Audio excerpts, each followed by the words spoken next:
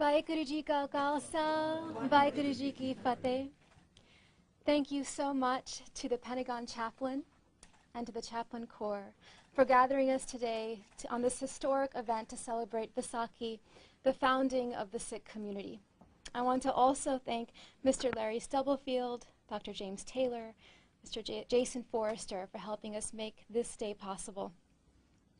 This is the first ever Sikh event at the Pentagon in the history of the United States. So today is a tremendous milestone in the history of the Sikh community, a community that has made America home for more than a century, and in the history of our nation, a nation ever committed to the dream of equality where our institutions reflect the resplendent diversity of the American people. Today we have heard the sacred music, poetry, and stories of the Sikh faith, and we have just heard my brother and American hero, Major Khalsi, recite our Ardas, the foundational Sikh prayer recited in all of our worship. Now, as a community, we recite this Ardas at every event, every wedding, every holiday, upon the birth of a child, upon the death of a loved one, every Sunday morning at gurdwaras, houses of worship, across this nation and around the globe. Ardas is a prayer, a petition to God, but it is also a story of who we are as a people. The prayer begins with the words, Ik Ongad, one reality is, God is one, all paths lead to one. This vision of oneness was the divine revelation of a humble herdsman named Nanak, born in the year 1469 in Punjab. It was a time of tremendous turmoil. Hindus and Muslims in conflict, women oppressed and the poor outcast. And then the story goes, Nanak disappeared by the river for 3 days. People thought that he had drowned. They thought he was a dead man, but he emerged on the 3rd day with a vision of unity, Ik Onkar, that Inni Kaur so beautifully described. Guru Nanak passed his light to 9 successive teachers who led the Sikh community through the centuries. And in Ardas, we invoke each and every one of our gurus by name. The 10th teacher, Guru Gobind Singh Ji, declared that our final and everlasting teacher would be the Guru Granth Sahib, a compilation of our sacred poetry. And so in Ardas, we remember the wisdom contained in its pages, and we cry together in one voice throughout the prayer. You all heard it, Vaheguru, Vaheguru, Vahe, in exaltation of wonder, Guru, the enlightener. And so we express our wonderment of God who enlightens us and shows us the truth of oneness. Now, truth is higher than everything, Guru Nanak taught, but higher than truth, higher than even truth, is truthful living, is the living out of truth. And so as Inni Kaur said, we cannot stay at the mountaintop. A Sikh is transcended in ecstatic wonderment and worship, but is returned to the earth almost on the palm of God's hand in order to walk this land, to serve humanity in seva, spiritually grounded service. So when we see injustice, we are never to hide. We are to stand for equality, to fight for dignity, to serve others as we would serve ourselves, even when it becomes dangerous, even in the face of death.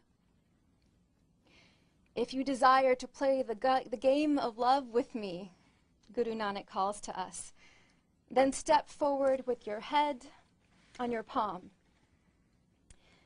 In Ardas, we hear the echoes of a people who have lived and died walking that path of revolutionary love, starting with early battles for survival against invading Mughal armies. We invoke the Panch Pyare, the 5 beloved ones who are willing to give their lives for God and Guru when the 10th teacher called for sacrifice on Vaisakhi Day in 1699. We invoke the Chad Sahibzade, his 4 martyred sons, the elder 2 fighting on a blood-soaked battlefield, the younger 2 bricked alive for refusing to renounce their faith. And we invoke the Chali Muktiya, 40 soldiers who abandoned their post during the siege of Anandpur, but were led back by the woman warrior Mai Bago. Donning a turban and mounting a horse, a sword in her hand, she has become the Sikh model of a saint soldier, one who loves God and is ever devoted to fighting for justice on earth, who becomes the one she is waiting for. In fact, we invoke, in the words of Ardas, all of those lions and lionesses who have given their heads for their religion, who were cut limb by limb, scalped, crushed on the wheel, and sawn in pieces, who sacrificed in service of our gurdwaras, our houses of worship, who did not relinquish their faith and served with every hair and every breath. And as we recite Ardas, we remember the sacrifices of generations even in the last century. We remember the soldiers who marched to fight Hitler's armies, soldiers like my grandfather who bravely served wearing his turban like his father and his father before him, going back 7 generations. He used to tell me he would save a portion of his single water canteen in the deserts of Egypt and Libya just so he could wash his long hair. We remember those who fought for India's independence and died in the massacres of the 1947 partition, which carved Pakistan out of India and separated Sikhs from holy sites we still pray to return to. And we remember, 30 years ago this year, the men, women, and children murdered in 1984, when the blood of 3,000 Sikhs flowed in the streets of India's capital in pogroms, that we are still seeking justice for. And these moments of terror and these moments of crisis, Sikhs were identified by their turbans, but would rather face death than give up who they were. We are a people that has lived and suffered and struggled and still lift our heads high. Ardas reminds us. And so we pray for our religion to last through the ages. We pray for the gifts of discipline and discernment, truth and faith, and above all, the gift of God's presence in our hearts. And finally, we pray for all of humanity. At the very end of the prayer, you heard it, Nanak Naam Chardi Kala, Tere Bame Sarvata Pala. The prayer of Ardas is a story of our people. In the name of God, the translation goes, we find everlasting optimism. Within your will, may there be grace for all of humanity. So it's a story of a people committed to serve all of humanity. Ardas is our living guide and moral compass, echoing around the globe and on American soil, like a river flowing through the centuries so that it pours into the spirit of our people, into our very being and our very breaths, that we are ever nourished and ever sustained. And as a living document, it leaves open space at the end for us to offer our own particular prayers as a congregation and silently in our own hearts. Today we heard Ardas in a moment of celebration. Today is a day of tremendous celebration, but we have also heard Ardas, this prayer, in our darkest hour. A year and a half ago, many of us in this room stood in the Gurdwara in Oak Creek, Wisconsin, just days before that house of worship had been a site of a mass shooting.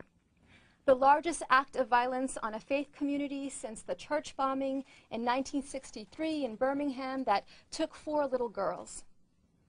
In the days after that shooting, I watched the community tear out the blood-soaked carpets, pick up the shattered glass, and paint over the bullet holes in the walls, all to the sounds of prayer. And the very next Sunday, they gathered in worship and recited Ardas. I heard the names of each of the Sikhs who had died that day. We prayed for each of them. I heard the name of Lieutenant Brian Murphy, the police officer who took 17 bullets to protect our community, and we prayed for him and his recovery. And then I heard a name that shook me to my core. It was the name of the gunman. And we as a community prayed for the soul of the gunman who took so many lives that day.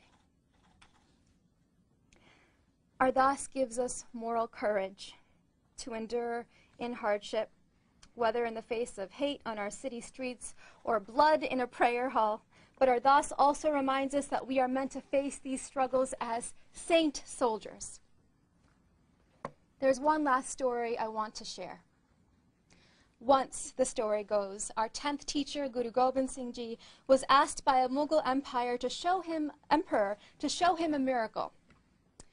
Now the Guru presented his sword, which we Sikhs call a Qurban, one of our articles of faith. The sword is my miracle, he said. But there is a difference between my sword and yours.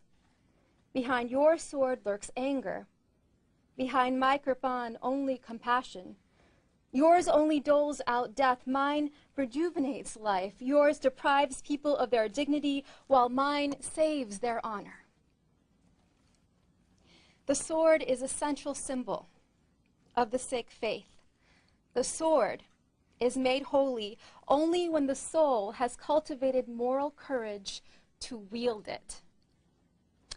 Today, I am proud to say that I see a new generation of Sikhs learning to wield many different kinds of swords. The pen, the film camera, the microphone, the doctor's scalpel, the lawsuit.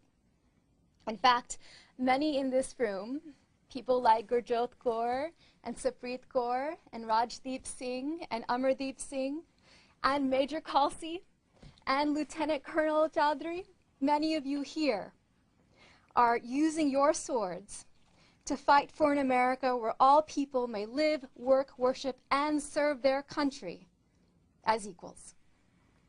So today, as we commemorate Vaisakhi at the Pentagon, let us also celebrate that we are still writing our story. Let our uniform of faith, let this long hair, let these proud turbans, let this silver kara come to be seen to stand for the values at the very heart of the America's spirit: equality, freedom, and selfless service. And let us go forth in the spirit of Chardi Kala, that sense of boundless optimism, that our children and our children's children will walk even these halls with the wisdom and strength of our faith, helping make this world a more just and loving place for Sarbat Bala, for all of humanity. Thank you. Vai Guru Ji Ka Khalsa, Vai Guru Ji Ki